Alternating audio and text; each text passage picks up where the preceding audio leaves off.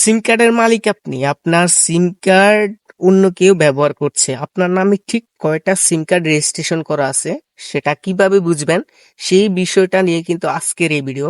আমি আপনাদেরকে দেখিয়ে দিব যে কিভাবে বুঝবেন আপনার নামে ঠিক কয়টা সিম কার্ড রেজিস্ট্রেশন করা আছে এবং কিভাবে সিম কার্ড গুলো বন্ধ করতে পারবেন, সেই বিষয়টা নিয়ে কিন্তু আজকের এই ভিডিও। সবাই আমার পেজটিকে ফলো দিয়ে রাখবেন এবং আমার ইউটিউব চ্যানেলটাকে অবশ্যই অবশ্যই সাবস্ক্রাইব করবেন। আর জনস্বার্থে এই ভিডিওটি শেয়ার করে রাখতে পারেন আপনার ফ্রেন্ড সার্কেল যারা আছে তাদের জন্য। সবাই দেখতে থাকুন, আমি আপনাদেরকে দেখিয়ে দিচ্ছি ভিডিওতে। আমি চলে আসলাম সরাসরি ডায়াল পেডে। এই যে দেখতে পাচ্ছেন, আমি এখানে লিখলাম *16001#। এই কোডটা ডায়াল করবেন। এই কোডটা ডায়াল করার আগে আপনাদেরকে বলে রাখি, যে সিম কার্ড থেকে করবেন ওই সিম কার্ডটা কিন্তু অবশ্যই অবশ্যই আপনার নামে রেজিস্ট্রেশন করা থাকতে হবে। আমার ফোনে দুইটা সিম কার্ড আছে, দুইটাই কিন্তু আমার নামে রেজিস্ট্রেশন করা। এখন আমি যে কোনো একটা সিম কার্ড দিয়ে যদি ডায়াল করি, যে এয়ারটেল সিম কার্ডটা দিয়ে যদি ডায়াল করি, আমি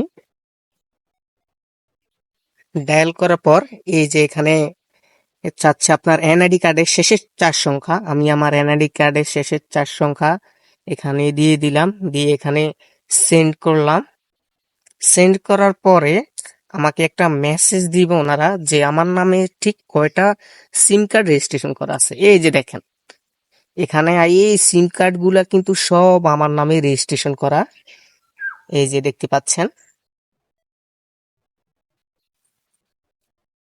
আমি আপনাদেরকে ভিডিওতে দেখালাম যে আপনার নামে কয়টা সিম কার্ড আছে সেটা কিভাবে বুঝবেন। এই যে দেখতে পাচ্ছেন, আপনাদেরকে আমি কিছুক্ষণ আগে ভিডিওতে দেখিয়েছি। এখন এই সিম কার্ড গুলা যেগুলো আপনি জানেন না যে এই সিম কার্ড গুলা আপনার অন্য কেউ ব্যবহার করতেছে, এখন এই সিম কার্ড গুলা কিভাবে বন্ধ করবেন? যদি গ্রামীণের হয় তাহলে আপনি গ্রামীণ কাস্টমার কেয়ারে গিয়ে ওনাদেরকে বললে ওনারা সিম কার্ড বন্ধ করে দিবে। তারপর এয়ারটেলেরটা, যদি এয়ারটেল আর রবি তো একই কোম্পানির, আপনারা এয়ারটেল রবির কাস্টমার কেয়ারে গেলে ওনারা বন্ধ করে দিবে। তারপর বাংলা লিঙ্কেরটা বাংলা লিঙ্ক কাস্টমার কেয়ারে গেলেই কিন্তু ওনারা বন্ধ করে দিবে।